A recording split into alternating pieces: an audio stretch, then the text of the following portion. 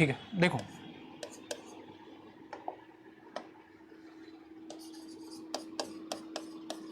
MPPSC mains का ये batch चल रहा है। अब क्या है कि पहले का ये पुराना पेपर है, मतलब पुराना सिलेबस है, और ये नया सिलेबस है। तो इसमें से अपन एमपी वाला जो पोर्शन है उसको मैं कवर करूँगा कि पेपर फर्स्ट, पेपर से में पार्ट ए, पार्ट बी, और जो पेपर सेकंड का पार्ट ए में है, पार्ट बी में है, पेपर थर्ड में जो है ना इकोनॉमिक्स ज्योग्राफी वाला जो पोर्शन है उसमें अपन देखेंगे पूरा का पूरा एमपी वाला, जहाँ जहाँ पोर्शन आपको देखने को मिलेगा। तो अभी स्टार्ट कर रहे हैं, पेपर फर्स्ट से आपको देखने को मिलेगा। अब इसमें एमपीपीएससी में क्या चेंजेस किया गया है कि पहले जो ये यूनिट 2 था ये पूरा अब करंट टाइम में ये नया दे दिया गया है। ये पहले पोर्शन देख लो, आप कहीं भी आपको इसमें नहीं देखने को मिलता है। ठीक है, कि जो नया है कि प्रागैतिहासिक काल और आद्य ऐतिहासिक काल, मतलब कि जो हिस्ट्री आप देखोगे मध्य प्रदेश की वो एंशियंट टाइम से स्टार्ट होती है, तो है ना। तो हिस्टोरिकल पीरियड एंड जो आजकल आप देखोगे प्री हिस्टोरिकल पीरियड में देखने को मिलता है कि कौन कौन से यहाँ पर सिटी देखने को मिली है ना। जैसे आपने नाम सुना होगा, एक कायथा नाम सुना होगा उज्जैन में, है ना। तो ये प्रकार की जो सिटियाँ हैं ये आपको सब इसी में देखने को मिलती हैं, है ना। तो बेस यहाँ से स्टार्ट हुआ होता है। इसके बाद मध्य प्रदेश में कौन कौन से प्रमुख राजवंश हैं, जैसे नया ये डायनेस्टी जोड़ी गई है गर्दभिल्ल, और आपने नाम एक सुना होगा गर्दभिल्ल में जिनका नाम है राजा विक्रमादित्य, नाम सुना है। तो ये राजा विक्रमादित्य जो कहानी आप सुनते हो ये गर्दभिल्ल डायनेस्टी से ही आपने नाम सुना होगा। इसी में एक आपने नाम सुना होगा भरथरी की, भरथरी। ये भरथरी भी कहाँ से स्टार्ट हुए हैं, ये गर्दभिल्ल डायनेस्टी के ही, है ना, ध्यान रखना। इसके बाद नागवंश आया, औलिकर आए, परिवाचक, ये पहले अपन सब प्री में पढ़ते थे, है ना, इनडायरेक्टली। कभी भी डायरेक्टली यहाँ पर आपको मेंस में देखने को मिलेगा नहीं आता था, लेकिन कभी कभी क्वेश्चन जरूर इनसे पूछ लेता था, परमारों से पूछ लेता था, कलचुरियों से पूछ लेता था। हमेशा मेंस में क्वेश्चन पूछे जाते थे, लेकिन सिलेबस में कहीं भी मेंशन आपको नहीं देखने को मिलता। लेकिन इस बार उसने स्पेसिफिक यूनिट 2 में क्या कर दिया है, पीएससी के जो मेंस का यूनिट 2 है, पहला पेपर, ध्यान रखना, पहला पेपर का पार्ट ए है ना, बात कर रहे हैं कि मेंस का पहला पेपर का पार्ट ए का जो हिस्ट्री वाला पोर्शन है उसमें यूनिट 2 में इन्होंने क्या क्या मेंशन कर दिया है स्पेशली, ध्यान रखना कि जो ये वाला पोर्शन है तो इन्होंने पहला दिया कि प्राग ऐतिहासिक काल, यानी प्री हिस्टोरिकल और हिस्टोरिकल जो पीरियड वाला मध्य प्रदेश का टाइम था उस समय का इतिहास, हिस्ट्री पढ़नी है हमें।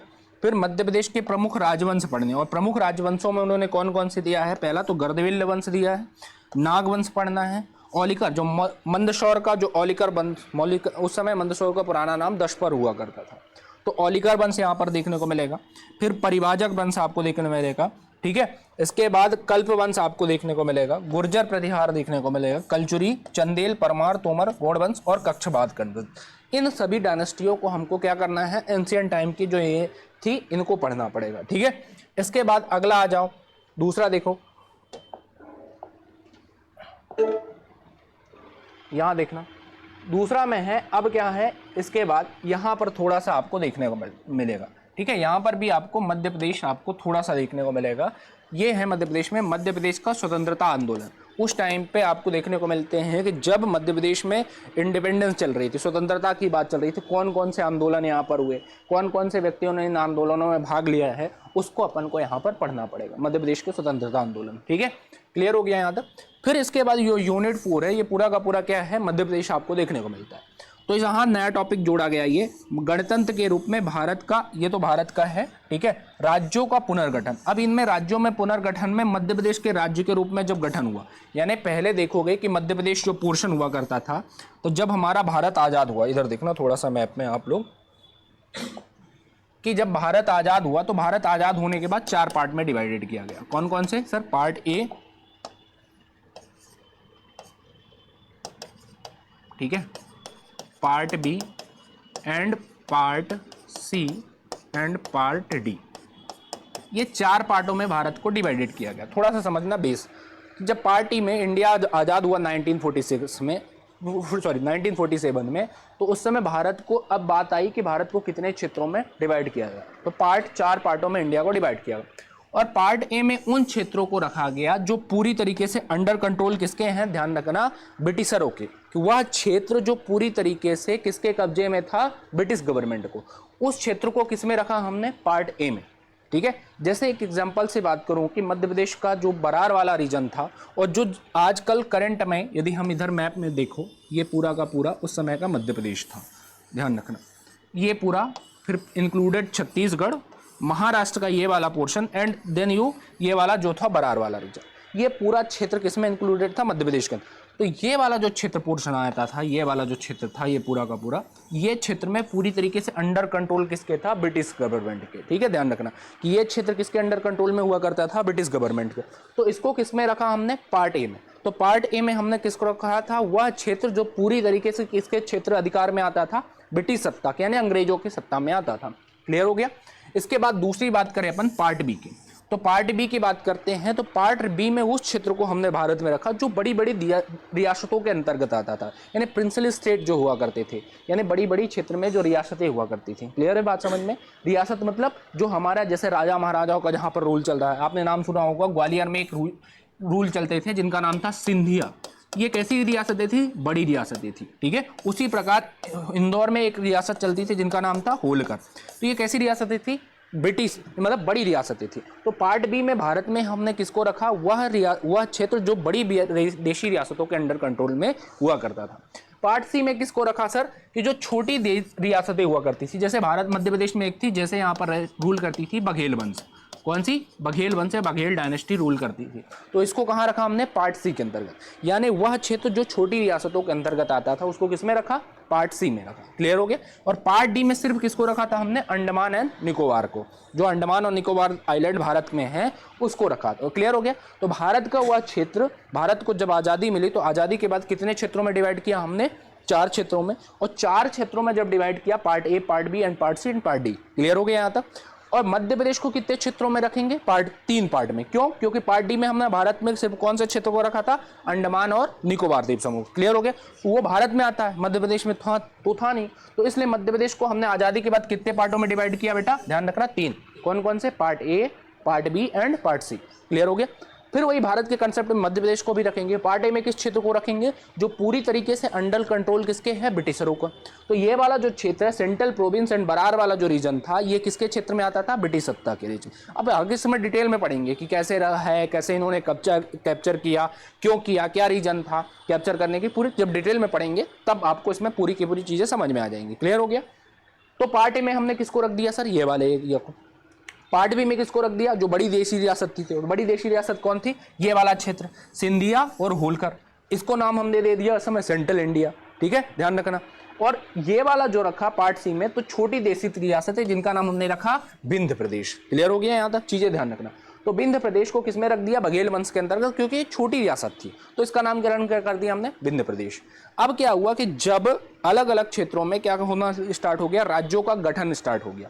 कि ये तो भाई हमने आज़ादी के बाद part A, part B, part C में, फिर लोगों ने क्या करना स्टार्ट कर दिया कि राज्यों का गठन का मांग उठाना स्टार्ट कर दी। राज्य गठन की मतलब किस बेस पे, भाषा के आधार पर। ध्यान रखना किस आधार पर, कि हमारे राज्य का गठन किस लैंग्वेज के बेस पर गठन किया जाए। और सबसे पहले यहाँ पर गठन करने की मांग किसने की, आंध्र प्रदेश ने। ठीक है, तेलुगु भाषा के आधार पर इन्होंने बोला कि हमारे राज्य का गठन किया जाए। तो उसमें से एक व्यक्ति आता है श्री राम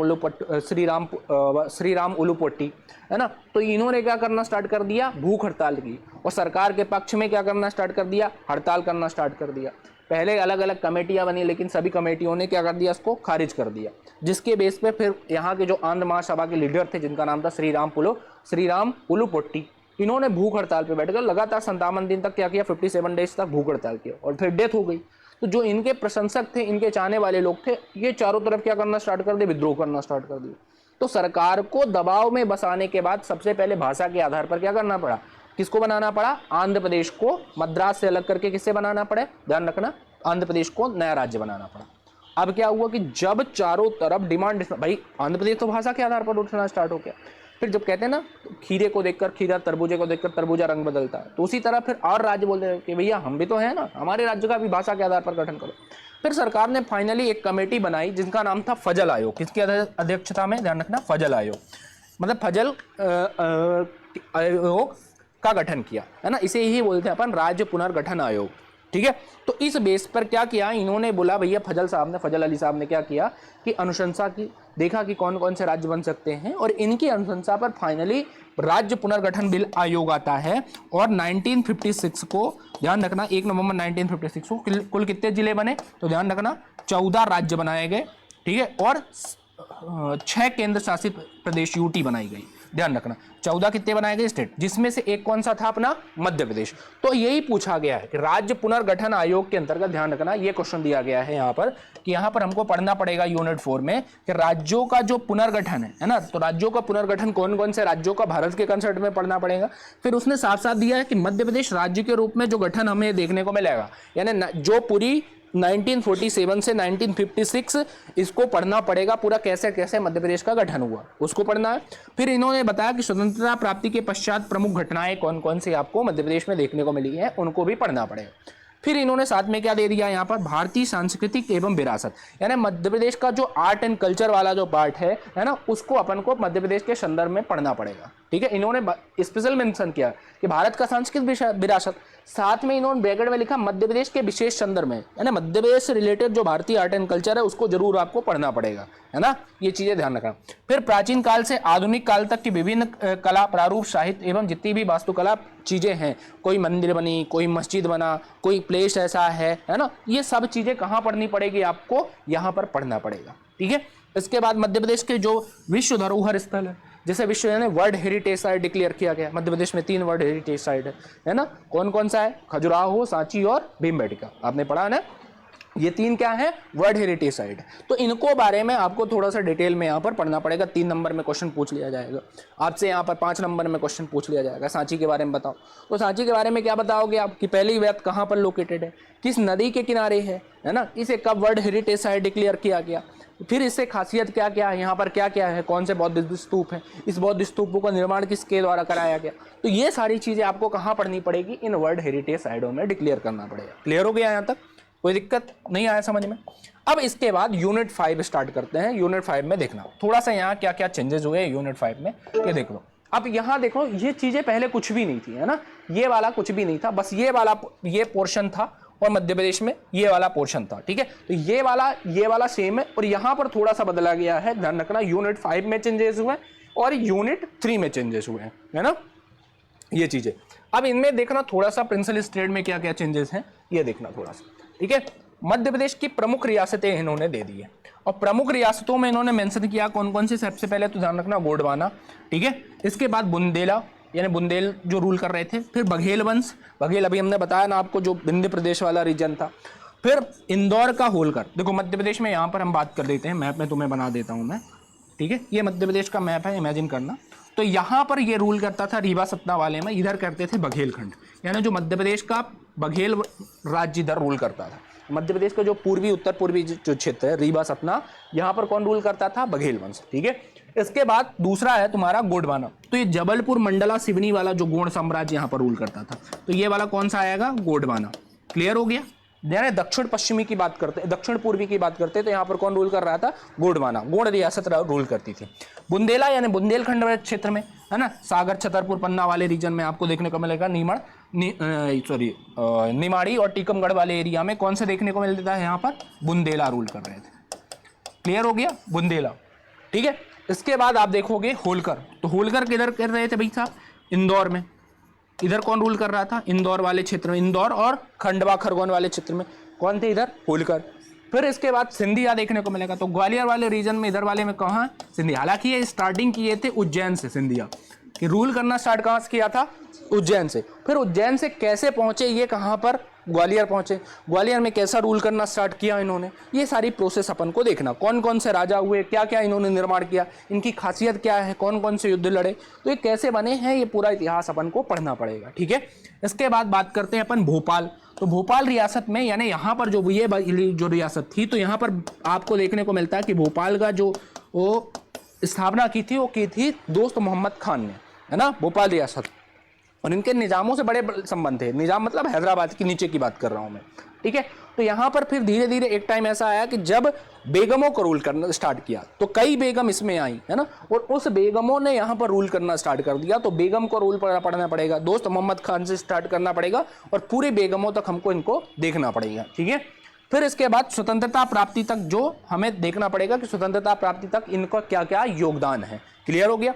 इसके बाद बात करते हैं कि ये नया इन्होंने क्या को जोड़ दिया, ये नया पोर्शन इस बार जोड़ दिया। देखो इधर देखना, इसमें आपको नहीं देखने को मिलेगा ये पोर्शन जो था इसकी जगह इन्होंने क्या दे के रखा था, रियासत तो वही दे के रखी थी, ध्यान रखना, ये पूरी की पूरी रियासत वही है, एक भी इनमें चेंजेस नहीं, लेकिन इन्होंने बोल के रखा था वर्तमान मध्य प्रदेश का भौगोलिक संदर्भ, यहाँ पर एक ऑप्शन दिया था। लेकिन अब इन्होंने इस पोर्शन को क्या कर दिया, बदल दिया गया। इसमें क्या दिया गया, मध्य प्रदेश के जो जनजातीय नायक है, जो इनका इतिहास में योगदान क्या था, जैसे उन्होंने नाम दिया राजा शंकर शाह, है ना, रघुनाथ शाह, रानी दुर्गावती, भीमा नायक, ख्वाजा नायक, टांट्या भील, गंजन सिंह कोरकू, है ना, बादल सिंह को, पेमा फाल्या। तो ये व्यक्ति जो हैं, इनके बारे में फिर अपन को क्या करना पड़ेगा, डिटेल स्टडी करनी पड़ेगी।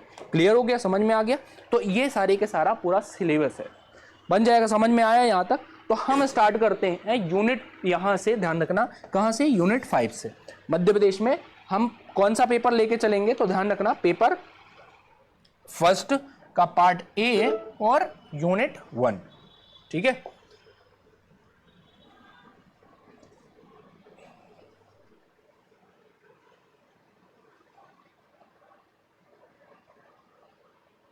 देखो, तो सबसे पहले कौन सा हम स्टार्ट कर रहे हैं, एमपीपीएससी मेंस का ये बैच है। और मेंस में कौन सा चल रहा है सर, पार्ट ए का यूनिट 5। और यूनिट 5 में हम स्टार्ट करेंगे होलकर डायनेस्टी या होलकर वंश, ठीक है।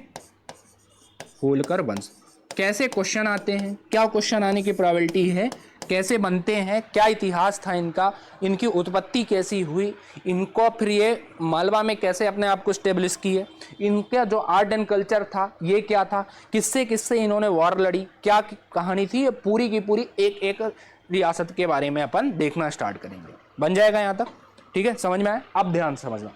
तो सबसे पहले होलकर वंश के बारे में देखो क्वेश्चन कैसे आते हैं। तो 3 टाइप के आप क्वेश्चन आने लगे मेंस में। क्वेश्चन कैसे आते हैं तो ध्यान रखना, पहले जो क्वेश्चन का लेवल था, पहले आता था, एक आता था जो आपको 10 वर्डों में लिखना रहता था, वो 3 मार्क में रहता था, ठीक है। कितने मार्क्स में, 3 मार्क्स में। फिर इसके बाद आता था 50 वाला 5 मार्क्स में, और एक आता था आपको 10 मार्क्स का आता था। क्लियर हो गया यहाँ तक? अभी से पैटर्न चेंज करके क्या कर दिया गया है, ध्यान रखना, ये हो गया 2 मार्क, ये हो गया 7, और ये वाला हो गया है दीर्घोत्तरी वाला हो गया 11 नंबर का हो गया। क्लियर हो गया यहाँ तक? अब ये पोर्शन आपको कर दिया गया, यानी जो 3 का है वो 2 का हो गया, 5 वाला कितने का हो गया, 7 का, और जो 10 वाला था वो कितने का हो गया, ध्यान रखना 11 मार्क का हो गया, ठीक है। ये करंट सिनेरियो को आपको देखने को मिलेगा। अब क्वेश्चन कैसे पूछे जा सकते हैं, तो पहले यदि हम होलकर डायनेस्टी की बात करें, ध्यान रखना किसकी, होलकर डायनेस्टी की बात करें, तो होलकर डायनेस्टी से रिलेटेड जो आपको देखने को मिलता है कि जो प्रमुख व्यक्तियों से डायरेक्टली 2 मार्क्स में आपसे क्वेश्चन पूछ जाएगा, कि एक क्वेश्चन मान के दे दिया इन्होंने, दे दिया कि मल्हार राव होलकर, डायरेक्ट नाम दे दिया। अब इसके बारे में आंसर क्या बताओगे आप, मल्हार राव होलकर के बारे में कि बताओगे मल्हार राव होलकर कौन थे भाई साहब, ये सबसे पहले क्या थे, होलकर वंश के संस्थापक। फिर इनके बारे में थोड़ा खासियत और क्या जान सकते हो कि ये क्या थे, कि इनसे क्या बता सकते हो कि इन्होंने कैसे कैसे युद्ध से अपना क्या किया है, मालवा पर अधिकार करना स्टार्ट कर दिया है ना। तो इनके बारे में, परिचय के बारे में आप यहाँ पर लिख सकते हो, ठीक है, कि इन्होंने कैसे स्टार्ट की है मालवा की, मालवा में जागीरदार कि ये किसके बेटे थे पहले ये बताना। फिर इस बेटे के बाद में कहाँ से इन्होंने कैसे स्टार्ट किया, कि मराठाओं से जो ये इनका रिलेशन था, वो रिलेशन से के बाद कैसे ये मालवा पर रूल किया, और फाइनली होलकर वंश की क्या करी इन्होंने, स्थापना की, ठीक है। क्लियर हो गया, मल्हार राव। इसके बाद इनका पुत्र जो था खांडेराव होलकर, है ना, ध्यान रखना ये कौन थे, खांडेराव होलकर। आपने नाम सुना होगा देवी अहिल्याबाई, सुना है, नहीं सुना है? तो जो देवी अहिल्याबाई के पति थे जिनका नाम था खांडेराव होलकर, है ना, और ये किसके पुत्र थे, ध्यान रखना मल्हार राव होलकर के पुत्र था, एकमात्र पुत्र था खांडेराव होलकर, और कभी भी ये राजा नहीं बना। वो इतना निरंकुश किस्म का इंसान था ये, मतलब सॉरी भगवान किसी को बुरा ना, मतलब एकदम अपने मस्त मगन रहता था, है ना, कि भैया हमारे बाप तो बहुत ज़्यादा, हमारे पिताजी का बहुत ज़्यादा टैलेंटेड है। जब तक कहते हैं ना कि आपको इस चीज़ का कभी भी नहीं ख्याल आएगा कि जब आपके पास सारी सुविधाएं होंगी, तब तक आप कभी भी अपने जो मेन ज़रूरत है उसके पीछे नहीं भागोगे। और इनके पिताजी इतने टैलेंटेड था, इतना मतलब मल्हार राव होलकर साहब इतने शक्तिशाली पहली बात तो, और इतना इंटेलिजेंट कि पूछो मत। अब इनको क्या मिला है कि थाली में कहते हैं खाना परोसा मिल जाता है तो अपन आसानी से खा लेते हैं, और मेहनत करके कमाया हुआ जो खाना होता है वो अलग ही होता है। तो इनको किसी चीज़ की खांडेराव होलकर की भाई मेहनत नहीं करनी पड़ी, इनको सब चीज़ें क्या मिल गई, एकदम एक बनी बनाई। तो इनसे क्या मतलब है भाई, तो ये एकदम मतलब कि जिसके कारण कहते हैं ना कि एकदम डरे सहमे से, किसी कारण का नहीं है, किसी लायक का नहीं है। वो जो देवी अहिल्याबाई को कहो कि तुम पड़े रहते हो, खा रहे हो, कुछ नहीं ना, एक युद्ध में जाते हो ना कुछ, तो देवी अहिल्याबाई ने उनको एक दिन डांट लगाया और ये पहुंच गए युद्ध में। वो युद्ध में गए और क्या किया कि पालकी में बैठ के युद्ध का निरीक्षण करने जा रहे हैं, और सामने भाई सूरजमल साहब ने बोले कि यही राजा है, इसको ठोको, यहाँ से निकालो, और इनको मार दिया गया युद्ध में, है ना। कहानी आपको, इनको इंटरेस्टिंग कहानी जब पूरी सुनाऊंगा मैं, खंडेलाल होलकर की, ये क्या है। तो ये क्या था, मल्हार राव होलकर के एकमात्र पुत्र थे, और किसके पति थे, देवी अहिल्याबाई। आगे पढ़ाएंगे, मैं तो क्वेश्चन बता रहा हूँ, ठीक है, ध्यान रखना कि खंडेलाल होलकर कौन था, मल्हार राव होलकर का क्या था, एकमात्र पुत्र थे, और किसके पति थे, देवी अहिल्याबाई। और ये आपको देखने को कि राजा सूरजमल जो जाट राजा था, है ना, कनेरी के युद्ध में किससे पराजित हो जाएगा, जाट राजा सूरजमल के हाथों क्या होगा, तोप में शिकार में मर जाएगा ये, ठीक है। और ये कभी भी क्या बना, शासक नहीं बना, ये चीजें ध्यान रखना। तो 2 मार्क्स में आपने 3 लाइन लिखनी रहती है, तो 3 लाइन में आप इसको लिख सकते हो। क्लियर हो गया यहाँ तक। इसके बाद बात करते हैं अपन देवी अहिल्याबाई होलकर की। आपने नाम सुना ही होगा, बहुत खास, मतलब न्यायप्रिय शासिका। इनके समृद्ध में, इनके शासनकाल में आप देखोगे कि पूरे मतलब होलकर साम्राज्य में यदि देखा जाए तो सबसे समृद्ध शासिका। एक तो पहली बात, पहली महिला शासिका थी, ये ध्यान रखना। फिर किसकी पत्नी थी, खंडेलराव होलकर की पत्नी थी, और बहू किसकी थी, मल्हार राव होलकर की। समझना बात को, ठीक है।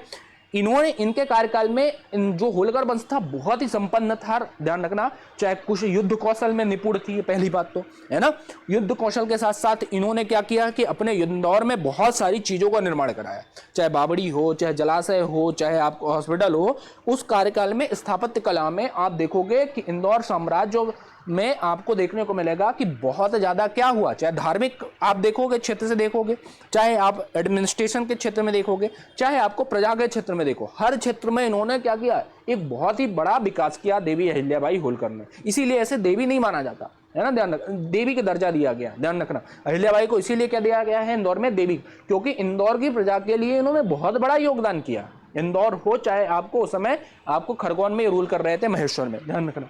फिर इसके बाद तुकोजीराव होलकर, कि जब इनका पुत्र मर गया, तो ध्यान रखना, अहिल्याबाई होलकर का जब पुत्र मर गया, तो जब पुत्र मरने के बाद ये स्वयं बागडोर पे आई, स्वयं महारानी बनी। अब इनकी क्या हुई कि जब 1795-96 के आसपास इनकी डेथ हो जाती है, तो इनका जो प्री सेनापति था तुकोजीराव होलकर, है ना, ध्यान रखना, इनका सेनापति था, क्योंकि अब इनके खानदान में अब कोई बचा नहीं वारिस इनका। तो जो इनका सेनापति था, यही क्या बना, होलकर राजा, होलकर का राजा बन गया, तुकोजीराव होलकर। तो ये अहिल्याबाई के कौन थे, सेनापति। फिर अहिल्याबाई की डेथ के बाद ये क्या बनते हैं, होलकर वंश की गद्दी पर बैठते हैं, और जब गद्दी पे बैठते हैं तो इन्हें रूल करना स्टार्ट कर दिया। और इसी के बाद ये फिर यशवंतराव होलकर, यानी देखोगे कि इस पूरे होलकर इतिहास में सबसे पावरफुल राजा यदि कोई रहा है तो वो कौन था, यशवंतराव होलकर। और यशवंतराव होलकर से ही फिर सिंधियाओं का भी, सिंधिया, पेशवा, इनका सबका संबंध बिगड़ना स्टार्ट होता है। और उसका रीजन था क्योंकि यशवंतराव होलकर जब राजा बना था तो उनके भाई को इन्होंने क्या कर दिया, हाथी तले कुचलवा दिया था। यशवंतराव होलकर के भाई को सिंधियाओं और मराठाओं ने मिलकर क्या किया था, हाथी तले कुचलवा दिया था। और इस बात को जब पता चला तो युद्ध लेकर अपनी पूरी सेना लेके सिंधिया के पीछे पड़ गए। और जब सिंधिया के पीछे पड़ गए तो उधर से आते हैं मराठा सिंधिया की हेल्प करने, तो दोनों को फिर यशवंतराव होलकर ऐसा पीटते हैं और ये भाग के जाते हैं अंग्रेजों के पास, और अंग्रेजों के शरण में जाते हैं। और जब अंग्रेजों की शरण में जाते हैं तो अंग्रेजों से ये कर लेते हैं संधि, और जब संधि करते हैं तो ये पूरा का पूरा जो नागपुर वाला क्षेत्र है ये किसके अंडर चला जाएगा, आपको देखने को मिलेगा, अंग्रेजों। मैंने बोला था कि पूरी तरीके से कंट्रोल हो गया था। पार्ट ए वाला जो क्षेत्र था ये, जिसमें नागपुर था, बरार था, ये किसके अंडर कंट्रोल होता, ब्रिटिशरों को। तो शुरुआत यहीं से होती है, कंट्रोलिंग की जो शुरुआत होती है ब्रिटिशरों के, इसी यशवंतराव होलकर से होती है। इसके भाई को सिंधिया ना मरवाते तो यहां से युद्ध ना होता, और ये मराठा और सिंधिया हेल्प करने किसके पास जाते, ध्यान रखना, अंग्रेजों के पास। और अंग्रेजों के पास ना जाते तो ये क्षेत्र किसके कब्जे में ना होता, अंग्रेजों के कब्जे में ना होता, ठीक है। तो यहीं से आप देखोगे एक चीज देखने को मिलती। फिर मल्हार राव होलकर द्वितीय को पढ़ना और यशवंतराव होलकर द्वितीय, इन्हीं के समय आपको देखने को मिलेगा। जो पार्ट बी था, मैंने बताया था ना मध्य प्रदेश में कि कितने पार्टों में डिवाइड किया गया था, ध्यान रखना, मध्य प्रदेश को 3 पार्टों में। पहला ये वाला जो पार्ट था ये किसके अंतर्गत आता था, पार्ट ए में आता था। और ये वाला जो क्षेत्र था जिसमें से यहाँ रूल कर रहे थे कौन, सिंधिया, ध्यान रखना, और इधर रूल कर रहा था कौन, होलकर, ठीक है, कंडीशन समझ में। तो होलकरों में जो आखिरी राजा था वो कौन था, यशवंतराव होलकर सेकंड। और इन्हीं के टाइम भारत को, मतलब पार्ट बी को किसमें मिला दिया गया था, मतलब ये होलकर और डायनेस्टी को किसमें मिलाया गया था, भारत संघ में इंक्लूड कर दिया गया था। मैंने बोला था ना कि जब आज़ादी मिली तो आज़ादी के बाद भारत के पास जो अलग अलग रियासतें थी उनको ये मिला, 3 पावर मिली कि वो या तो वो पाकिस्तान के साथ शामिल हो जाए, या तो किसके साथ शामिल हो जाए, भारत के साथ, और या तो स्वतंत्र रहना चाहते हैं तो स्वतंत्र रह लें। कंडीशन समझ में? तो इसमें से यशवंतराव होलकर ने क्या निर्णय लिया कि मैं भारत के साथ शामिल होना चाहता हूँ, भारत में अपना राज्य किसको मिला दूंगा, भारत में। ठीक है, क्लियर हो गई? तो फिर इन्हीं के टाइम यशवंतराव होलकर के समय ही इनकी जो होलकर रियासत थी ये किसमें शामिल हो गई, भारत में शामिल हो गई, यानी भारत संघ में शामिल हो गई। कंडीशन समझ में आ गई? तो ये 3 मार्क में आपको बताना पड़ेगा। ठीक है, इनका परिचय के बता सकते हो, इनके कार्यकाल के बता सकते हो, और इनका क्या योगदान है, इस तरह आप 3 मार्क में 3 लाइन में आप लिख सकते हो। ठीक है, बन जाएगा। और कहां से आ सकते हैं, ये तो हमने देख लिया प्रमुख व्यक्तियों से, यहां से क्वेश्चन बन सकते हैं। ठीक है, कोई दिक्कत यहां तक बन जाएगा। इसके बाद आप देखोगे कि इसके दूसरा क्वेश्चन क्या पूछा जाएगा कि प्रमुख अभियान कौन कौन से हैं, ना कौन कौन से युद्ध लड़े गए, यहां से भी क्वेश्चन पूछ लिया जाएगा। तो जैसे एक आपने नाम सुना होगा सारंगपुर का युद्ध, आगे पढ़ाएंगे, तो इसमें आप क्या बताओगे, सारंगपुर, यहां से डायरेक्ट क्वेश्चन पूछा जाएगा सारंगपुर का युद्ध। तो बताओगे सारंगपुर का युद्ध किसके किसके बीच में हुआ, मल्हारराव होलकर अंग्रेजों के बीच में कैसे युद्ध होता, क्या क्या इसमें कहानियां हैं, कैसे आपको युद्ध हुआ, कब हुआ, इनकी डेट बताओगे, और क्या खासियत है, कौन विजय हुआ, ये इस युद्ध से आपसे आंसर 3 लाइन में लिख सकते हो। फिर अमझेरा का युद्ध लिखना पड़ेगा, है ना। इसके बाद तिरला का धार्मिक जगह तिरला, वहां से ये युद्ध को देखने को मिलेगा। कुंबेरी का युद्ध, वही आपको देखने को मिलेगा, कुमेरी युद्ध। कुंबेरी कहाँ, राजस्थान में, और राजस्थान में यहाँ पर रूल कर रहा था जाट शासक जिसका नाम था सूरजमल, आगे पढ़ाऊंगा मैं। और सूरजमल से युद्ध करने कौन जाते हैं, मल्हारराव होलकर के पुत्र जिनका नाम था खांडेराव होलकर, खांडेराव होलकर। और ये खांडेराव होलकर यहीं पर मृत हो जाती है, अहिल्याबाई होलकर के जो पति थे, यहीं पर इनकी इसी कुंबेरी के युद्ध में डेथ हो जाएगी। ठीक है, लखेरी का युद्ध, भोपाल का युद्ध, राजपुर घाट की संधि और मंदसौर की संधि। तो ये जो अभियान और संधियां थी, इनसे यहां से क्वेश्चन पूछे जा सकते हैं, है ना। कि आपको 3 मार्क में डायरेक्ट दे दिया मंदसौर की संधि, तो मंदसौर की संधि में लिखोगे कब हुई, पहली बात तो, ठीक है, ये डेट कब हुई, फिर इसके बाद किसके किसके बीच में हुई और क्या खासियत थी। तो 3 लाइन में आपको कंप्लीट हो जाएगा और इसमें आपको 2 नंबर मिल जाएगा। आया समझ में बात कि नहीं आया? ठीक है, इसी प्रकार आप देखोगे कि युद्ध ले लो, कि अमझेरा का युद्ध ले लो, तो अमझेरा का युद्ध में क्या लिखोगे, कब हुआ ये युद्ध, किसके किसके बीच में हुआ और इसका परिणाम क्या था, है ना। तो यहाँ से आपको 2 नंबर यहाँ से भी मिल जाएंगे पूरे के पूरे। ठीक है, आपने 3 लाइन लिखना रहता है, और 3 लाइन में आपको क्या हो गया कि इस 3 लाइन में ये चीजें बता दिया, तो आपका पूरा आंसर क्लियर कंप्लीट हो जाएगा। ठीक है, समझ में आया? ऐसे क्वेश्चन बन सकते हैं। फिर इसी के बाद आपको देख रहे होंगे कि स्थापत्य कला से भी क्वेश्चन इनसे पूछा जाता है कि इनके शासन काल में कौन कौन सी चीजें क्या हुई है, बनी है। ठीक है, चीजें ध्यान रखना थोड़ा सा। स्थापत्य कला, जैसे राजबाड़ा पैलेस, तो राजबाड़ा महल की खासियत क्या है कि इसको किस राजा के द्वारा बनवाया गया, किस राजा के कार्यकाल में कंप्लीट हुआ, और किस राजा ने फिर इसको पूरी तरीके से जीर्णोद्धार वापस से किया। ठीक है, तो ये राजबाड़ा महल की और इसकी खासियत क्या है, ठीक है, कौन सी शैली में बना है, यदि आप ये लिख सकते हो तो ये भी लिख सकते हो। ठीक है, क्लियर हो गया यहाँ तक। तो राजबाड़ा महल की बात कर लिया अपन। फिर आपने नाम सुना होगा लाल बाग पैलेस। ठीक है, तो लाल बाग पैलेस को किसने बनवाया, ठीक है, किस राजा के द्वारा बनवाया गया, इसे किसे कंप्लीट किया गया और क्या रीजन था इसका। ठीक है, ये क्वेश्चन पूछा। फिर मणिकर्णिका घाट, अहिल्याबाई होलकर ने आपको बनवाया था मणिकर्णिका घाट, आपने नाम सुना। तो इस घाट का निर्माण में आपने क्या क्या खासियत है, इनके बारे में पढ़ना पड़ेगा। छत्री बाग इंदौर का, इसको किसके शासक द्वारा बनवाया गया था, क्या खासियत है इसके छत्री बाग में।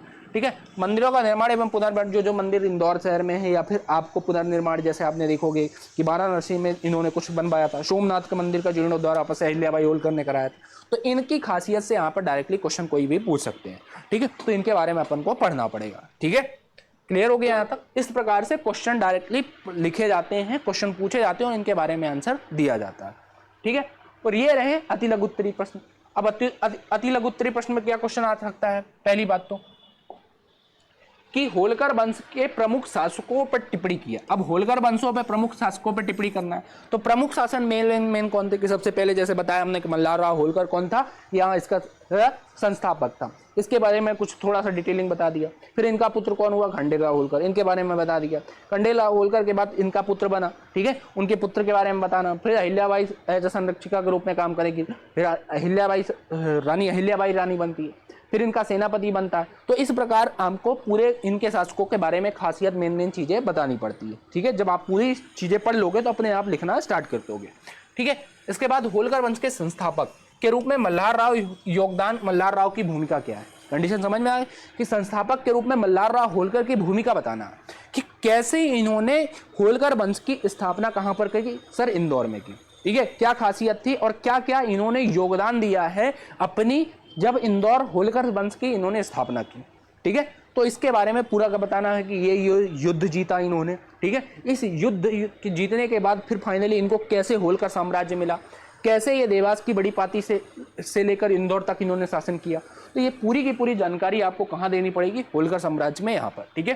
इसके बाद बात करें मल्हार राव होलकर के द्वारा किए गए युद्ध अभियानों की बात करनी है, संक्षिप्त ऐसे डायरेक्टली पूछ लेगा कि कौन कौन से मल्हार राव होलकर ने युद्ध किया है, उन पर टिप्पणी करो। तो उन्होंने आपको पूरा का पूरा एक युद्ध का वर्णन देना पड़ेगा कि यहाँ से इन्होंने स्टार्ट किया, ऐसा ऐसा युद्ध किया, इस युद्ध में भाग लिया और इनकी ये इस युद्ध में योगदान रहा। कंडीशन समझ में आ गई, ठीक है। इसके बाद इनकी बहू मल्हार राव होलकर की अहिल्याबाई, तो अहिल्याबाई के शासनकाल में आई प्रारंभिक कठिनाइयों में प्रकाश डालिए कि भैया ये पहले क्या थी कि प्रकाश कैसे कठिनाइयों में कि जब इन्होंने शासिका बनी तो सबसे बड़ी चुनौती क्या थी कि ये महिला शासिका थी और चारों तरफ आसपास क्या थी इनके पुरुष वर्ग रहते थे और जितने भी पुरुष वर्ग रूल कर रहे हैं सब यही सोचेंगे कि महिलाएं हैं और महिलाएं क्या है, एक कमजोर शासिका है और हम इस पे अधिकार क्या कर दें, इनमें अधिकार इंदौर में अटैक कर दें और अटैक करके होलकर को किस में मिला लें, अपने शासन में मिला लें। यार समझ में आया, यही प्रॉब्लम होगी ना भाई, सभी सोचेगा ना कि इंदौर अब क्या हो गया, महिलाओं के हाथ में शासन चला गया है। लेकिन वो तो अहिल्याबाई, देवी अहिल्याबाई के सूझबूझ से ये शासन बहुत अच्छी तरीके से चला, मतलब इतना सही तरीके से इन्होंने रूल करना स्टार्ट किया कि जब इन्होंने, आप देखोगे कि अहिल्याबाई पर अटैक होने की कोशिश की तो इन्होंने अपनी सूझबूझ पेशवाओं से सीधे हाथ मिलाकर सीधे क्या कर लिया, अपने राज्य को बचाने की कोशिश की। तो ये बहुत सारी, पहली बात तो ये महिला शासिका, फिर इनके साम्राज्य में सभी पुरुष वर्ग क्या हो चुके थे, खत्म, चाहे इनके ससुर जी हो मल्हार राव होलकर, इनका बेटा हो, इनके पति हो खांडेलाल होलकर, ये तीनों के तीनों मर गए। इनके शासन में ये सिर्फ अकेली महिला जो बची थी, जो पूरे साम्राज्य में अकेली महिला थी। तो कितनी बड़ी समस्याओं के साथ भी इंदौर में रूल करना स्टार्ट किया इन्होंने, समझ में आ रहा है बात को। फिर भी इन्होंने क्या किया, बहुत अच्छा लेवल में जाके काम किया है। तो यही लिखना है, अहिल्याबाई होलकर के शासनकाल में आई प्रारंभिक कठिनाइयों के बारे में हमें वर्णन किया। तो क्या क्या कठिनाइयाँ थी, कैसे इन्होंने सत्ताएं स्टार्ट की, क्या क्या चुनौतियाँ थी इनके सामने, उनके बारे में आपको लिखना पड़ेगा, ठीक है। क्लियर हो गया यहाँ तक। फिर 1857 में स्वतंत्रता संग्राम में होलकर राजवंश की भूमिकाओं को स्पष्ट करना है कि अब क्या है कि 1857 का जो युद्ध हुआ था भारत के लिए, पहला युद्ध माना जाता है, आज़ादी के लिए कहा जाता है 1800, तो इसमें से जो होलकर साम्राज्य था इन्होंने अपना क्या योगदान दिया है 1857 के युद्ध में, ठीक है, इनके बारे में पढ़ना पड़ेगा। फिर होलकर वंश के शासकों द्वारा किए गए स्थापत्य कार्य पर टिप्पणी करो कि कौन कौन से, जैसे राजवाड़ा महल हो गया, ठीक है, इस पर आपको लिखना पड़ेगा किस राज्य के बारे में बताया। लाल बाग पैलेस हो गया, इसके बारे में किसने बनवाया, क्या कंडीशन थी, ये इनके बारे में पूरी चीज़ें आपको लिखनी पड़ेगी। जो होलकर साम्राज्य के अंतर्गत स्थापत्य कला समझते हो ना, कि मंदिर बना, मस्जिद बना, महल बना, है ना, कोई छत्री बाग बना, है ना, मल्हारगंज बना, तो इस प्रकार के जो जितने भी निर्माण हुए स्थापत्य कला से लेकर आर्ट एंड कल्चर से, आर्ट से लेकर स्थापत्य कला को, मूर्तियाँ बनी, जो भी मंदिर बनी, मस्जिद बनी, छत्रियाँ बनी, तो इस सब के बारे में आपको लिखना है, उनका हेडिंग डालना है, किसने बनवाया है और कब बना है, कंप्लीट करना है, बस 5 मार्क्स में कंप्लीट। फिर होलकर रियासत तथा अंग्रेजी राज्यों के मध्य संबंध क्या क्या थे, इन्होंने कैसे अपने साम्राज्य को सुरक्षित रखने के लिए अंग्रेजों से संधि की, अंग्रेजों से संधि करने के बाद फिर कैसे इन्होंने क्या क्या ट्रीटियाँ की, कौन कौन सी संधियाँ की, कौन कौन सी युद्ध लड़े, तो इनके तहत आपको देखना पड़ेगा, संबंध बनाना पड़ेगा, बताना पड़ेगा, ठीक है। समझ में आ रहा है कुछ कि नहीं आ रहा, ठीक है। इसके बाद पानीपत का तृतीय युद्ध, जब मल्हार राव होलकर की क्या भूमिका थी इस पानीपत के तृतीय युद्ध में, आपने नाम सुना होगा, एक अहमद शाह अब्दाली, है ना, तो अहमद शाह अब्दाली और किसके बीच में होता है, मराठाओं के बीच में होता है ना, मराठा पेशवा। तो मराठा पेशवाओं की ये मदद करने जाते हैं, सिंधिया जाते हैं, इधर से होलकर भी जाते हैं, क्यों, क्योंकि ये इन्हीं के सामंत हुआ करते थे ना होलकर। तो ये फिर मल्हार राव होलकर कैसे जाते हैं और कैसे ये युद्ध हारते हैं, पूरा का पूरा योगदान इसमें आपको लिखना पड़ेगा, ठीक है, कि होलकर रियासत का क्या योगदान था किसमें, पानीपत के तृतीय युद्ध में, ठीक है। इसके बाद होलकर रियासत तथा अंग्रेजी राज्यों के मध्य संबंध में संक्षिप्त टिप्पणी लिख लिया। मध्य भारत में नेपोलियन, मध्य भारत का नेपोलियन, मैंने बताया था कि पूरे होलकर रियासत में जो सबसे शक्तिशाली राजा था वो था यशवंतराव होलकर, मैंने बताया ना, उसी को ही क्या बोला जाता था, मध्य भारत का नेपोलियन, ध्यान रखना, ठीक है। तो मध्य भारत का नेपोलियन के रूप में यशवंतराव होलकर की, देखो ये लिखा कि भूमिका क्या थी, तो इसमें आपको लिखना पड़ेगा कि क्या क्या इन्होंने कैसे पूरे सिंधिया को पराजित किया, ध्यान रखना, इन्होंने किसको पराजित किया, अंग्रेजों को नाके चने चबा के रखा, इन्हें मराठाओं को नाके चने चबा के रखा, मतलब बहुत ही ज़्यादा आपको देखने को मिलेगा कि ये इतना पावरफुल था, इसीलिए इसको एक इतिहासकार थे जिन्होंने मध्य भारत का नेपोलियन कहा था। तो इनके योगदानों के बारे में आपको लिखना पड़े। तो इस प्रकार से आपको अति लघु उत्तरीय प्रश्न आपको देखने को मिल जाएंगे, जो आपको कितने मार्क्स में लिखने रहेंगे, ध्यान रखना 7 मार्क्स में। ठीक है, क्लियर हो गया। चलो आगे थोड़ा सा दीर्घ उत्तरीय देख लो कैसे क्वेश्चन आते हैं जो 11 मार्क्स में अब हो गए। हाँ 50 to 60 50 वर्ड। हाँ ठीक है। इसके बाद होलकर रियासत पर आपको टिप्पणी करना है। ठीक है, ध्यान रखना कि होलकर रियासत पर वही टिप्पणी लिखो कि सभी राज्यों में के बारे में लिखो, सभी राजाओं के बारे में। पहले इसका ओरिजिन बताना, उत्पत्ति कहाँ से हुई, कि होलकर वंश कैसे बना, सबसे पहले उत्पत्ति। फिर उत्पत्ति है, फिर ये आप लिखोगे कि मराठाओं से इनके संबंध कैसे हुए, मराठाओं के संबंध के बाद फिर ये इंदौर राज्य की स्थापना कैसे, होलकर राज्य की स्थापना कैसे हुई, ये टिप्पणी में लिखोगे। फिर इनके बाद जो राजाएं आए उन राजाओं को क्रम लिखोगे, उनकी डिटेलिंग बताओगे, और फाइनली इसके बारे में आपको लिखना आएगा 200 वर्ड्स में। ठीक है। इसके बाद बात करें देवी अहिल्याबाई होलकर की। एक कुशल शासिका क्यों कहा जाता है, इसके द्वारा लोक कल्याणकारी कार्यों की चर्चा का वर्णन करना है।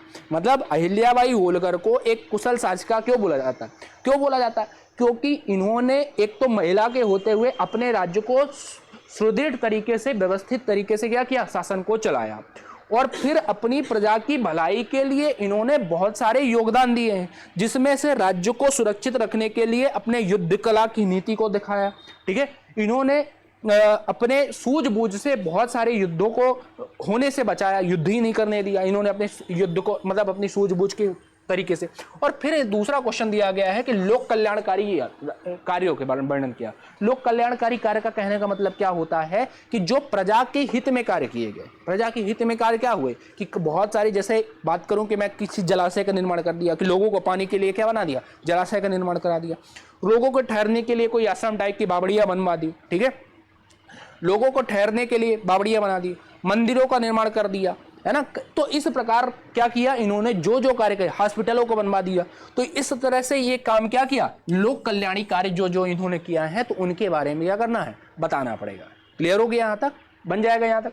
फिर इसके बाद 1857 में स्वतंत्रता संग्राम के पश्चात होलकर राज्यों में ब्रिटिश शासन के संबंधों को विवेचना कीजिए। वही चीज जो मैंने 5 मार्क्स में आपको बताई कि ठीक है, 1857 में जब स्वतंत्रता संग्राम हुआ तो उस समय होलकर राज्य और ब्रिटिश साम्राज्य का संबंध क्या था, कैसे एक दूसरे से ये क्या क्या किया इन्होंने, इस समय जो राजा था जो 1857 की क्रांति में भाग लिया था, इनका क्या योगदान था, ये पूरी टिप्पणी यहाँ पर आपको करनी पड़ेगी। ठीक है, बन जाएगा। इसके बाद तुकोजी राव प्रथम शासन में इनके द्वारा किए गए कार्यों का वर्णन किया है। तो तुकोजी राव के बारे में वर्णन करना कि क्या क्या इन्होंने बनाया, होलकर स्टेडियम बनाया, यशवंतराव होलकर हॉस्पिटल जैसे बनवाए इन्होंने। तो इन सब चीज़ों के बारे में आपको पूरी डिटेलिंग लिखनी पड़ेगी और इनके द्वारा किए गए कार्य को पूरा वर्णन किया जा पड़ेगा। बन जाएगा, समझ में आया कुछ ये चीज़। तो इस प्रकार से क्वेश्चन आपको देखने को मिलेंगे। उम्मीद करता हूँ यहाँ से आपको बन जाएगा। ठीक है, अब आ जाओ अपने टॉपिक पर। चलो स्टार्ट करते हैं होलकर वंश। ठीक है, क्वेश्चन समझ में आया कुछ कि कैसे कैसे आएंगे, कहाँ से आएंगे, क्या आएंगे। ठीक है, कुछ आया कि सब ऐसे ही चला गया। ठीक है, चलो तो क्या पढ़ रहे हैं अपन, MPPSC पेपर फर्स्ट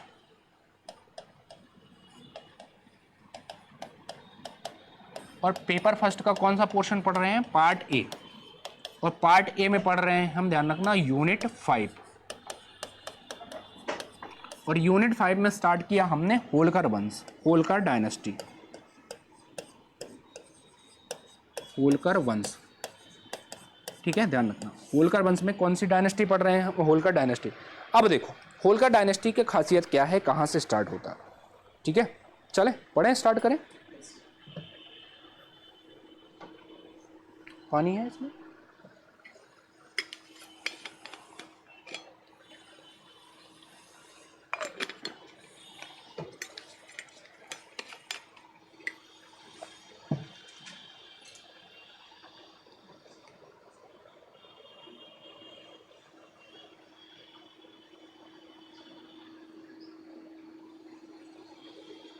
देखो समझना, होलकर जो पहले थे, तो होलकर क्या हुआ करते थे कि ये होलकर नहीं हुआ करते थे, है ना, ध्यान रखना, ये चरवाहा हुआ करते थे पहले। ये होलकर नाम कैसे पड़ा, इनकी कहानियां थोड़ा सुन लो। ठीक है,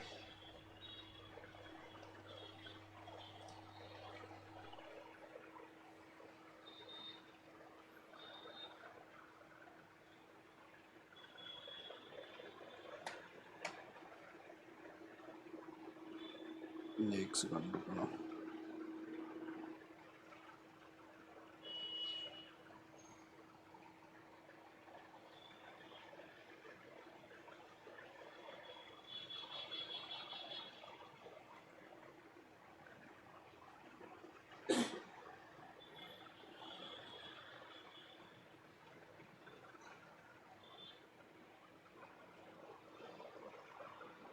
चलो इधर देखो, तो ये मान के चलो इंडिया का मैप देखना थोड़ा सा,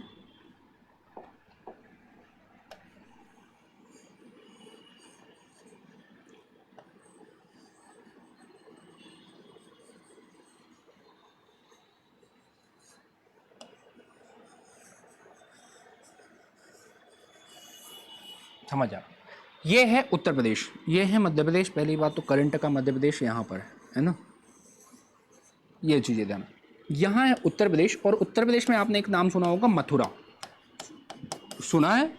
और मथुरा में जो अपने इतिहास में भी सुना है ब्रजपति जिसे कहा जाता है ना, ध्यान रखना। ब्रजपति का मतलब ये होता है जो चरवाह का काम करता था, है ना। तो चरवाहों का काम कौन करता था? जो गाय को चराता था, है ना। तो इनमें से ही यहाँ पर एक व्यक्ति, मतलब एक पूरा का पूरा खानदान रहते थे जो चरवाहों का काम करते थे, है ना। तो ये अब उस समय क्या हुआ कि चरवाह जो थे, तो ये चरवाह देखने को मिलेगा आपको, एक सेकंड रुकना। ये क्या किया कि इन्होंने मथुरा से बढ़कर कहां तक पहुंच गए कि यहां पर महाराष्ट्र, ये पूरा का पूरा राज्य कौन सा है, ध्यान रखना, महाराष्ट्र, ठीक है। ये कौन सा राज्य है? महाराष्ट्र। और महाराष्ट्र में ये पहुंचे, और महाराष्ट्र में पहुंचने के बाद कहां तक पहुंच गए? इधर है पुणे।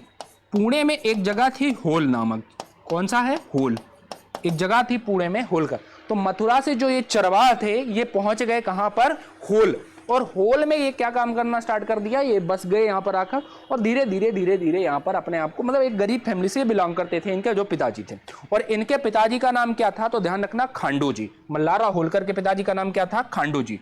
तो कौन आए थे? ध्यान रखना, यहाँ से मथुरा से खांडू जी।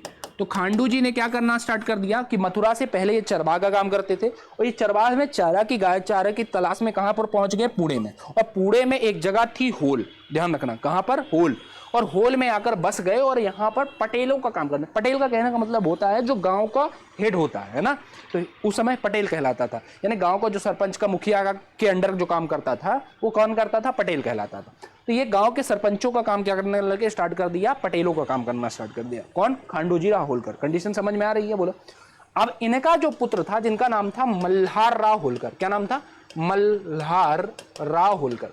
ये बचपन से ही बड़ा ही मतलब पावरफुल व्यक्ति था, बड़ा ही मजबूत व्यक्ति था, युद्ध कुशल में अपने आप को बड़ा वो करता था। तो मल्हारराव होलकर बड़ा ही शानदार व्यक्ति था। अब इनकी दो कहानी मिलती है। पहली कहानी ये मिलती है, ध्यान रखना, कि इनकी जो माता जी थी कि जिनका नाम था जीबाई, ध्यान रखना, इनकी माता जी क्या थी? जीबाई।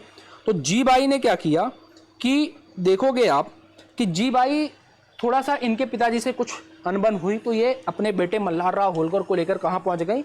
बुरहानपुर में, अपने मायके में पहुंच गई, ठीक है, ध्यान रखना। बुरहानपुर समय खानदेश के नाम से जाना जाता था। तो कहाँ पहुंच गई? बुरहानपुर। और जब बुरहानपुर पहुंच गई तो इसी समय मराठाओं का गुजरात अभियान चल रहा था। कहानी ये मिलती है। और दूसरी कहानी ये बताता है कि इन्होंने, दूसरी कहानी ये बताते हैं कि खांडू राव जी जो होलकर का बेटा था, मल्हारराव होलकर, तो मल्हारराव होलकर क्या कर रहा था कि जब यहाँ पर होल साम्राज्य में ही, उस समय होल में रहता था, तो यहाँ पर मराठा रूल करते थे। कहाँ पर? तुम्हें पता है, यहाँ पर, ये नागपुर क्षेत्र था, है ना। कौन सा क्षेत्र? नागपुर। तो नागपुर में मराठा रूल कर रहे थे। तो मराठाओं में आप देखोगे कि मराठाएं जब यहाँ पर कहाँ पहुँचते हैं? गुजरात विजय। ये पूरा का पूरा राज्य कौन? गुजरात विजय की हो। तो गुजरात विजय में जाते हैं, तो रास्ते में जब ये होल से होकर गुजरते हैं, और होल में मल्हारराव होलकर का बताता, इनकी मतलब बोलते हैं कि बहुत ही खतरनाक व्यक्ति था ये, मतलब बहुत ही पावरफुल व्यक्ति था। बचपन से एकदम निर्भीक किस्म का इंसान होता है ना, निडर जिसे हम कहते हैं। तो एक ऐसी बता दी इनके बारे में कहानी मिलती है, बड़ी लंबी लंबी कहानी मिलती है कि इनके बच्चे जब देखते थे कुछ भी युद्ध होता था, कहीं भी होता था, डर के भाग जाते थे। एक बार भाई साहब ऐसे खेल रहा था, है ना, उस समय जो भी खेल रहे होंगे, तो पता चला कि अगल बगल क्या हुआ? सांप निकल के आए। तो भाई साहब ने क्या किया कि बच्चे डर के भाग गए, सांप सांप सांप। और ये क्या हुआ कि हाथ से पकड़ के सांप ऐसे ले आए, बोले देखो ये जो तुम सांप से डर रहे हो, हम ऐसे पावरफुल, है ना। तो मतलब बहुत ही खतरनाक व्यक्ति थे ये, बचपन से एकदम निडर वाले व्यक्ति थे। ऐसे इनकी कहानी हमको देखने को मिलती है मल्हारराव होलकर के बारे में।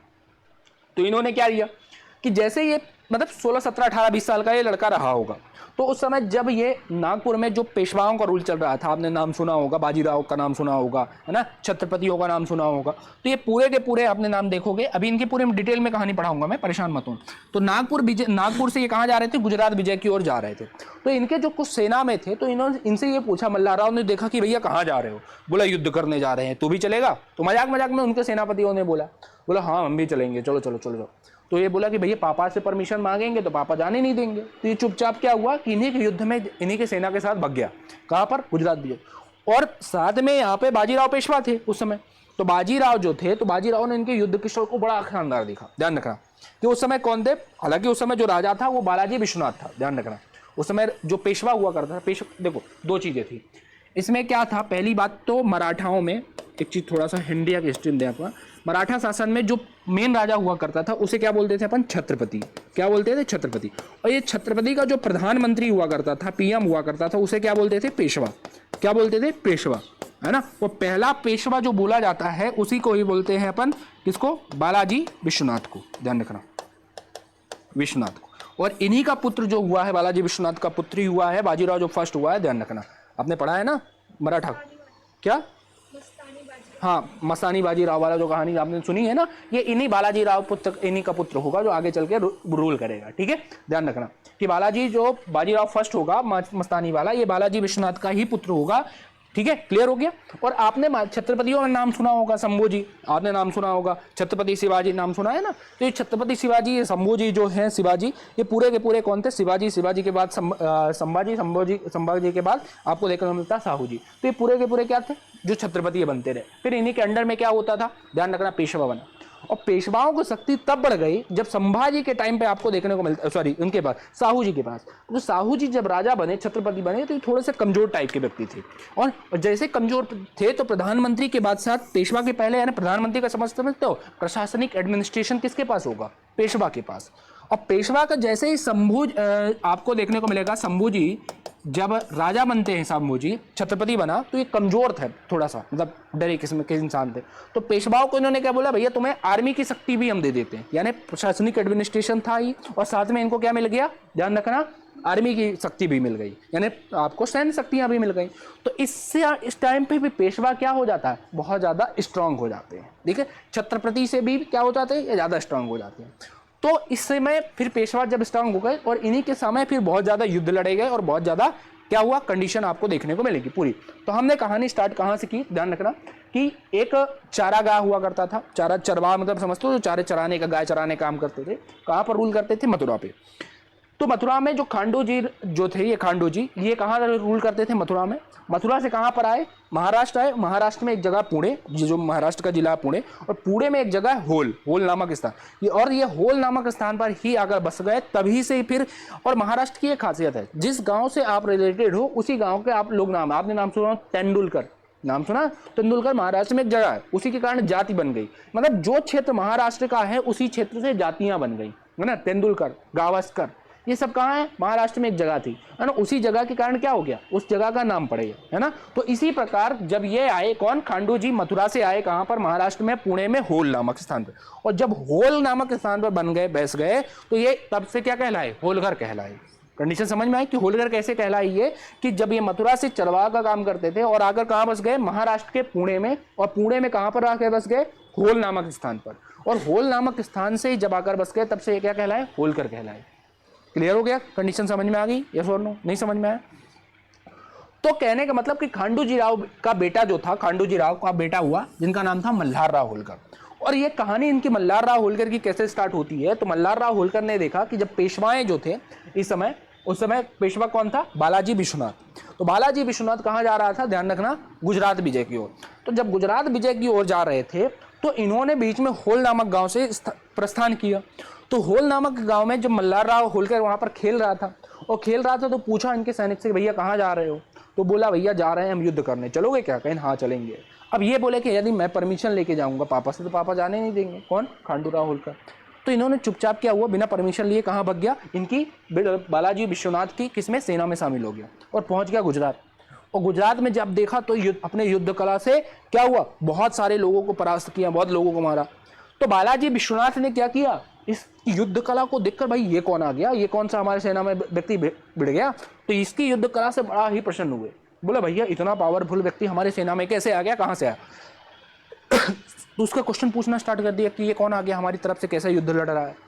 तो विश्वनाथ को इनकी सेना ने बोला भैया होल गांव में एक लड़का मिला था, उसको बोला हमें युद्ध में चलना है, तो हम ले आए, कहीं इसको शामिल करो पहली फुर्सत में, इसमें लाओ, अपनी सेना में लाओ इसको। तो बोला अब क्या हुआ कि जब बालाजी विश्वनाथ ने देखा कि हमारा जो बिटवा है, तो बिटवा को क्या है कि थोड़ा सा डरा सहमा सा व्यक्ति था, है ना, जिनका बाजीराव पहले स्टार्टिंग में हर व्यक्ति को अपने पिताजी को लगता है ना हमारे बेटे को क्या करें, आपको मतलब थोड़ी सिक्योरिटी प्रदान करें, हमारा बेटा थोड़ा अच्छा पैदा हो।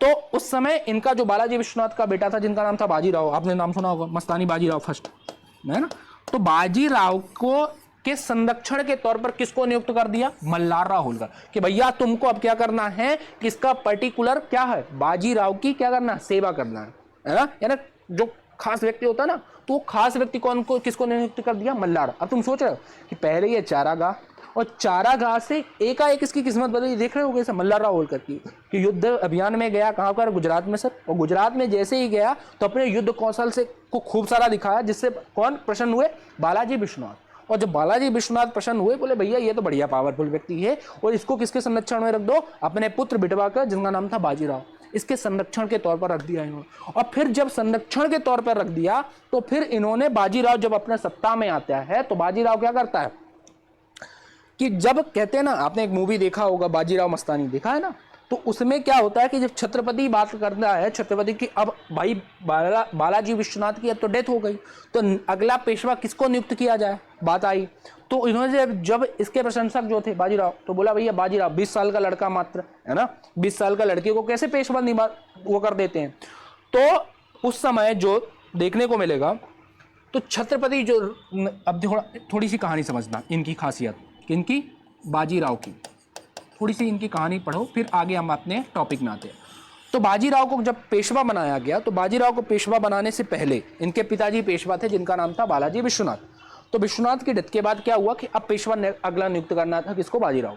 तो जो उसके सयाने मंत्री थे, तो बोले भैया इतने योग्य व्यक्ति यहाँ पर बैठे हैं, आप पेशवा किसी को बना दो, ये 20 साल का लड़का क्या ही करेगा, 20 साल का लड़का क्या ही करेगा।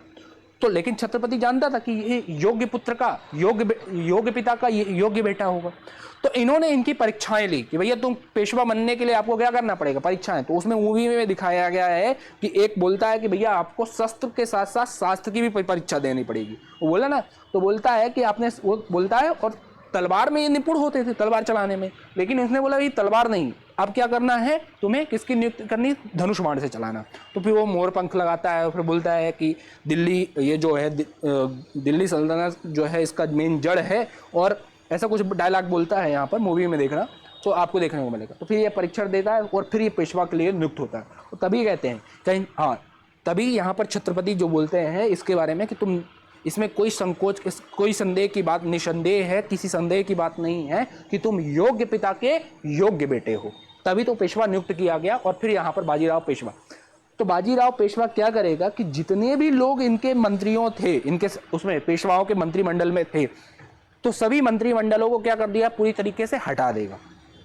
क्यों हटा देगा, क्योंकि सभी लोगों ने क्या किया था, इनका विरोध किया था पेशवा बनने के लिए। कंडीशन समझ में आ गई, यानी मान के चलो कि कल शिवराज सिंह चौहान प्रधानमंत्री बनता है ना, एक एग्जांपल की बात करके, मोदी जी के बाद अगला प्रधानमंत्री मान के चलो कौन बना, शिवराज सिंह चौहान, ठीक है। और शिवराज सिंह चौहान जैसे अगला प्रधानमंत्री बना, तो जो मोदी के मंत्रिमंडल में क्या है, सभी मंत्री हैं, तो ये सबको चाहता है कि भैया हमको अगला प्रधानमंत्री हमको बनाए। तो सभी लोग मान लो विरोध कर दिया कि शिवराज सिंह चौहान को क्या करना है, मुख्यमंत्री, प्रधानमंत्री नहीं बनाना। लेकिन संघ के लोगों ने बोल दिया नहीं भैया, इसकी काबिलियत है, बंदे ने इतने सीट जीत के लाया अपने दम पर, इसी को प्रधानमंत्री बनाना। शिवराज सिंह चौहान क्या करेगा, सबसे पहले कि जो व्यक्तियों को विरोध किया था, इनको क्या करेगा, अपने मंत्रिमंडल से हटा देगा भैया। और मंत्रिमंडल में किसको रखेगा, अपने आदमियों को, समझ रहे हो। तो बाजीराव ने क्या किया कि जितने लोगों ने क्या किया था, इसका विरोध किया था, तो उसको सबको क्या कर दिया, हटा दिया। और फिर किसको मंत्रिमंडल में शामिल करेगा, अपने जो खास है।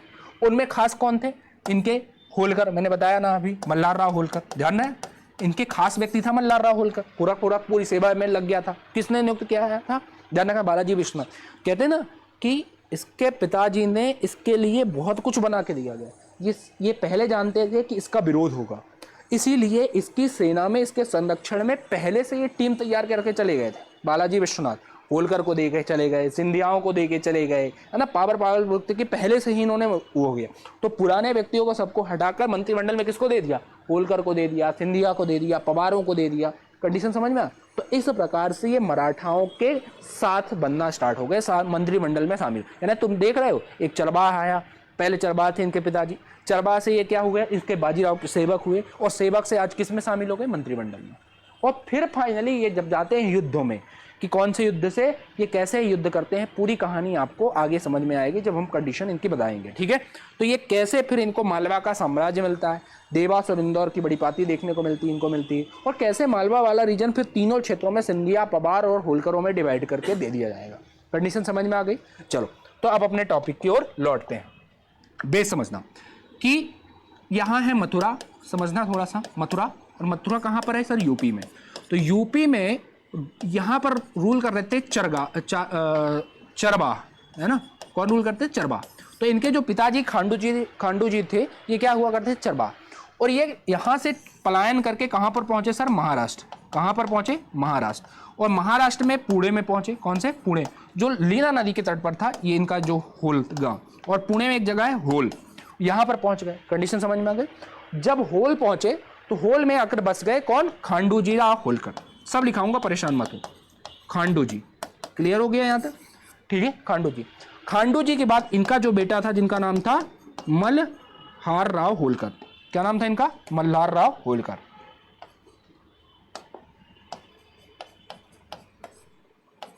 मल्हार राव होलकर। कंडीशन समझ में आ गई? ध्यान समझना, मल्हार राव होलकर। अब मल्हार राव होलकर ने क्या किया कि मल्हार राव होलकर कहां पर सबसे पहले जाते हैं? गुजरात विजय। सबसे पहले गुजरात में, और गुजरात में जाते हैं किसके साथ? किसकी सेना बनकर, किसकी सेना में शामिल होकर? ध्यान रखना, बालाजी विश्वनाथ के, ठीक है। जो उस समय पेशवा कौन हुआ करता था? बालाजी विश्वनाथ। इसकी सेना में शामिल होकर कहां पहुंच गए? गुजरात विजय में। और गुजरात में अपने युद्ध कला कौशल को बहुत बखूबी निभाया, जिसके कारण इससे बालाजी राव प्रसन्न होकर इसको किसका सेनापति बना दिया? ध्यान रखना, किसका पर्टिकुलर सेनापति बना दिया? तो अपने पुत्र जिनका नाम था बाजीराव फर्स्ट। ध्यान रखना, किसका सेनापति बना दिया? तो बाजीराव फर्स्ट। कंडीशन समझ में आ गई? नहीं आई? बाजीराव फर्स्ट, ठीक है। तो इसका क्या बना दिया? सेनापति। क्या बना दिया? सेनापति। बोला भैया तुम आज से क्या करोगे? पूरी तरीके से किसका ख्याल रखोगे? बाजीराव फर्स्ट का। कंडीशन समझ में आ गया कि मल्हार राव होलकर क्या था? कि मल्हार राव होलकर किसका पुत्र था? ध्यान रखना, खांडू जी का पुत्र था, जो मथुरा से पलायन करके कहां पहुंचे? महाराष्ट्र के पुणे में। और पुणे में एक जगह थी जिनका नाम था होल, ठीक है। वहां पर आकर बसे, और वहां पर आके बसने के बाद क्या हुआ? इन्होंने अपनी सत्ता को चालू करना स्टार्ट किया। और जब जाकर देखा कि मल्हार राव, इनकी जो पेशवा थे जिनका नाम था बालाजी विश्वनाथ, इनकी सेना कहां जा रही है? युद्ध करने जा रही है गुजरात में, तब उनसे परमिशन लेके इनकी किसमें बिजी हो गए? इसकी सेना में शामिल हो गए। और जब इनकी सेना में शामिल हो गया और युद्ध कला से बहुत अपना पराक्रम दिखाया, जिससे प्रसन्न होकर कौन? बालाजी और विश्वनाथ थे, वो अपने पुत्र बाजीराव फर्स्ट की किसमें? का सेनापति नियुक्त कर दिया, ठीक है। यहां से किसके शामिल हो गए? अब मराठाओं में ये पूरी तरीके से मल्हार राव शामिल हो गए। तो समझ में आया? तो इनकी उत्पत्ति सबसे पहले क्या लिखोगे? ओरिजिन कैसे लिखोगे? कि ये पहले क्या हुआ करते थे? मथुरा के एक चरवाहा हुआ करते थे, और मथुरा के चरवाहा से ये कहां पर पहुंचे? महाराष्ट्र के पुणे के कहां पर? होल नामक स्थान पर पहुंचे, और वहां पर पटेलों का काम करना स्टार्ट कर दिया, जिसके कारण होल नामक गांव में ये जब आकर बस गए, तभी से ये क्या कहलाए? होलकर कहलाए। ओरिजिन समझ में आ गया कि कहां से हुआ इनका ओरिजिन? तो ओरिजिन में पॉइंट लिख सकते हो, ये लिख सकते हैं, बोलो हाँ, है ना, कोई दिक्कत? बन जाएगा, ठीक है। उसके बाद मल्हार राव होलकर का परिचय लिखना पड़ेगा कि मराठाओं में इन्होंने कैसे शामिल होना, कह रहे होलकर साम्राज्य मराठाओं के साथ कैसे शामिल हुआ। तो मराठाओं के साथ शामिल होने के लिए क्या लिखना पड़ेगा आपको? कि मल्हार राव होलकर ने सबसे पहले गुजरात विजय में पहुंचे, और गुजरात विजय में जब अपने युद्ध और पराक्रम के बल पर दिखाया, जिसके कारण यहाँ पर जो पेशवा थे जिनका नाम था बालाजी विश्वनाथ, बालाजी विश्वनाथ ने किसका? मल्हार राव होलकर का पराक्रम देखने के बाद अपने पुत्र, प्रिय पुत्र जिनका नाम था बाजीराव फर्स्ट का सेनापति नियुक्त कर दिया। कंडीशन समझ में? ये मराठाओं से इनकी क्या हो गई? मराठाओं से कैसे इनके संबंध बने, ठीक है, क्लियर हो गया। अब क्या होगा कि जब इनके ये सेनापति नियुक्त कर दिया, अब जब सेनापति नियुक्त करेगा तो सेनापति के बाद अब पेशवा कौन बनेगा? अगला पेशवा बाजीराव विश्वनाथ के मृत्यु के बाद अब अगला पेशवा कौन बना? बाजीराव फर्स्ट। तो जब बाजीराव फर्स्ट बना तो इसने सीधे बोला, जैसे छत्रपति जो उस समय थे साहू जी महाराज, उनसे बोला कि प्रभु आप तो दक्षिण विजय की बस बात कर रहे हो, अब तो उत्तर विजय की ओर बढ़ो। और जैसे ही उत्तर विजय की ओर बढ़ना स्टार्ट करेंगे तो सबसे पहले 1924 में भोपाल में युद्ध करना स्टार्ट कर देंगे। और स्टार्ट करेगा किसको भेजेगा? ध्यान रखना, ठीक है, कंडीशन समझ में आ गई। तो ये चीजें ध्यान रखना यहां से बाकी कल पढ़ाते हैं अपन, ठीक है। चलो कल इसकी कहानी अपन को पढ़ाएंगे कि कैसे कैसे मल्हार राव ने